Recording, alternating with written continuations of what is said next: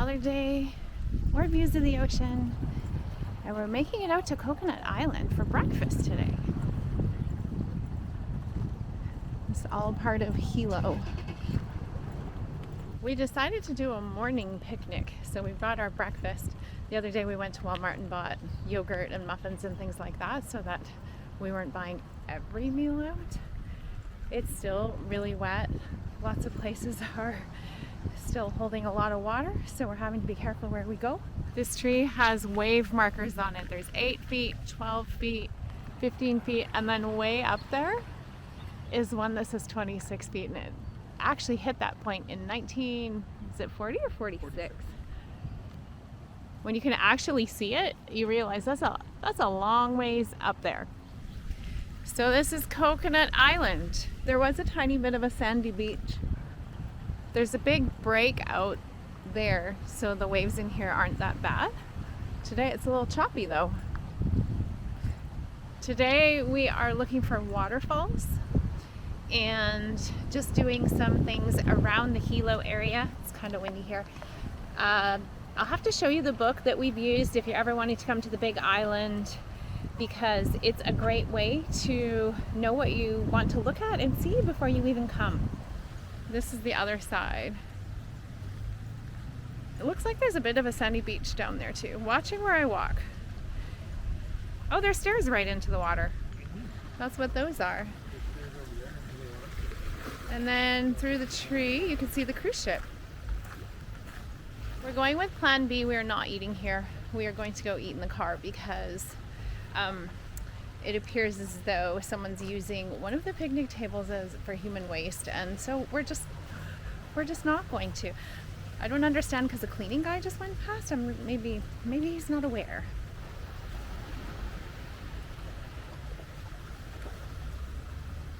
So some of the resorts along here are nice. That one looks nice, and that one looks nice. And there's the cruise ship that we thought was leaving a while ago. It had the tugs beside it and everything, but it's still there. Look at all of the boats. We were watching people use them on the other side, and they had 4 or 5 of them, but this is an incredible amount. Every shed along here is full of these long boats.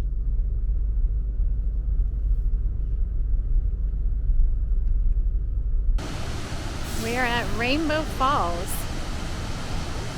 And from all the pictures, it's not supposed to be that color, but I think all the rain is messing with it.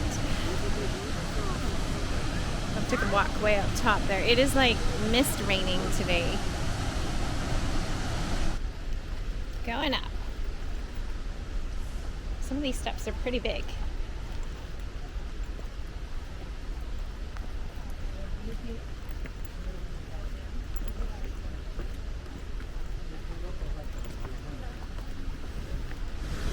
You can see all the debris that the river has washed down. Can you imagine seeing some of that come over the falls? And then the falls.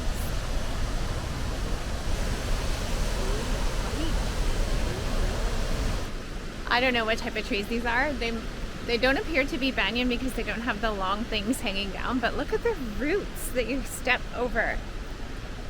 Like, it's just a tangled mess of roots up in here. It's so drippy. It's worse than the actual rain coming in under here, because the drips are like shower worthy. You could have a whole shower in one of these drips. And look at that one. Oh my gosh.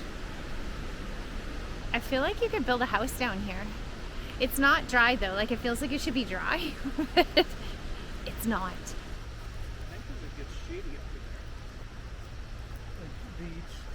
Start bending out to get out to the sun. They're so cool. Like, the size of them is just mind-blowing. It really is beautiful. It's like an enchanted forest. We are at Boiling Pots State Park. Well, there they are. This is beautiful. Those are the boiling pots down there.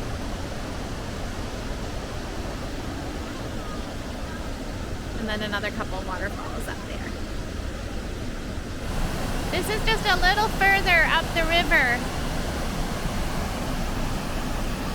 going pretty fast. We're doing a 4-mile scenic drive that we did the other night in the dark. So this time we're gonna do it in the daylight so we can actually see what's going on.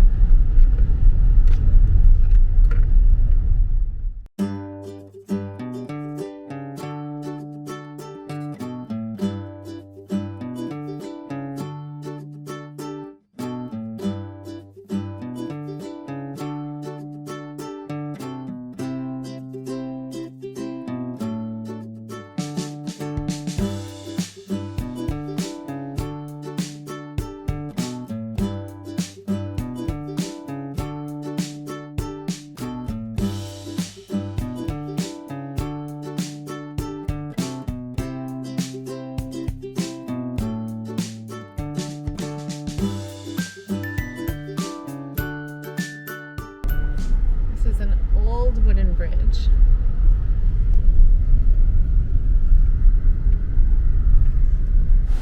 We stopped to get a better look. There's a tunnel back in there that apparently some say is a lava tube, but according to the guidebook it says that it is man-made. There is a lot of water coming out of there. Apparently this is a good spot to swim on a day that it hasn't been a bunch of rain and it's not super mucky. That sounds kind of peaceful. Yeah, you could just float on a tube down here. Oh yeah.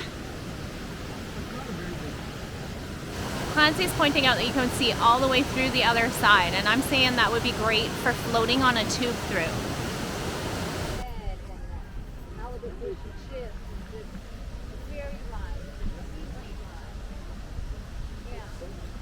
You can see it off in the distance over there. A few steps down,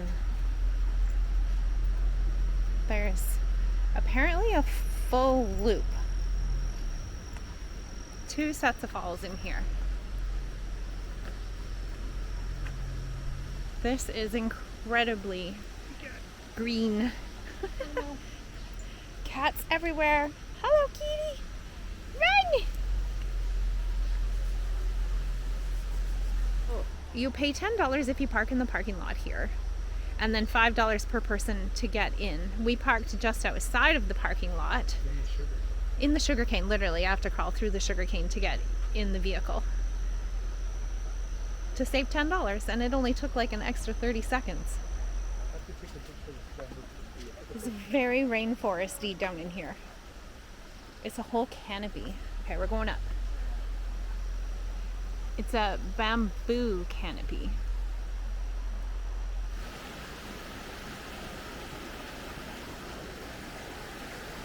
Upside of the stream, another banyan tree.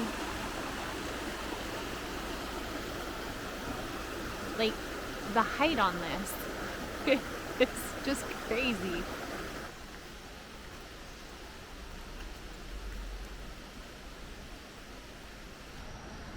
It's kind of cool because it feels like we're the only ones along here, but the parking lot is full. Here's the first set of falls.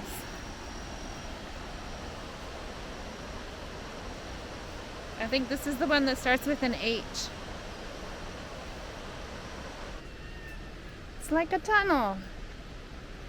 More banyan. Kind of just want to play Tarzan and Jane and kind of swing off of the long ropes. I think this is the closest that we've got. The big knots out here. We could definitely swing on this one. Here's the big one.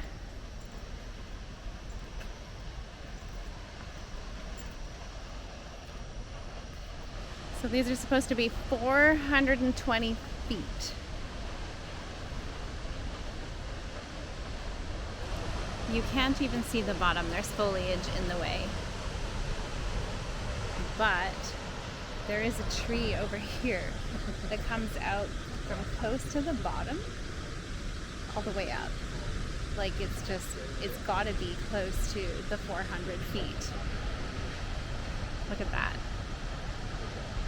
So this is the female fish and that's the male fish. And they climb the falls to lay their eggs. And there's also 2-inch shrimp that climb 442 feet after swimming 2.5 miles up here. Just showing some flora appreciation. Here in another waterfall.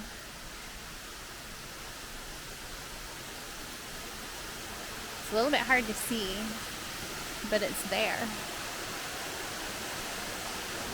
And another waterfall, not nearly as big. Definitely worth the $10. Straight down and out the other side. And that's it. Definitely worth $10. There is a botanical garden back further, but it's $25 a person and we decided not to do that. And I'm glad that we went with this one instead. I'm sure the other one is beautiful because everything is labeled and you'll know what it is. But this is absolutely worth it. So pretty.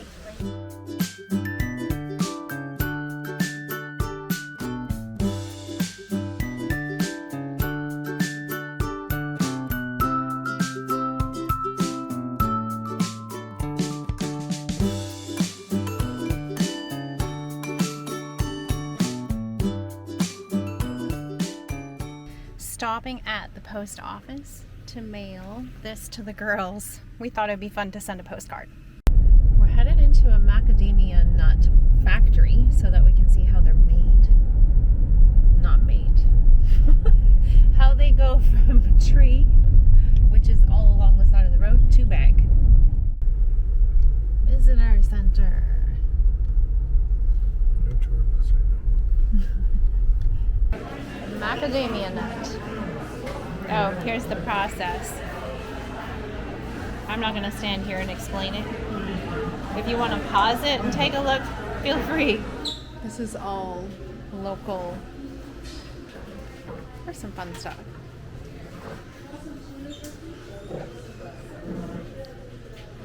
Hibiscus.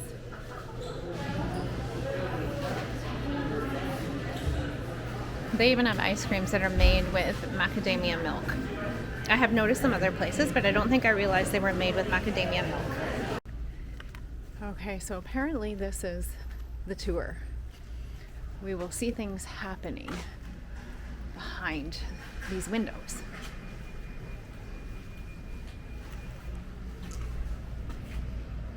It's in boxes. So we know that they go in boxes. That's the thing that we know. They dry them in tanks with hot air. 4.5 million pounds of nuts in a tank. They're cracked by metal rollers. And then they're roasted. The macadamias that we bought on the farm the other day were actually dehydrated macadamias, which we're seeing more of in other places. This is a huge factory, but it seems like more of the local farms are actually just dehydrating them instead. That is one place I would say that you could probably just cross off your list. You don't need to take the drive in here to do it. It's a pretty drive going through the trees, but it definitely wasn't worthwhile. And you can buy this chocolate everywhere, and if you just pop into any of the grocery stores, Walmart, wherever, you can actually get them for a lot cheaper than what they are here, because they're over $9 a box, about $10 a box here. And we saw them the other day at a KTA Superstore for $7 something? Yeah, so. 12.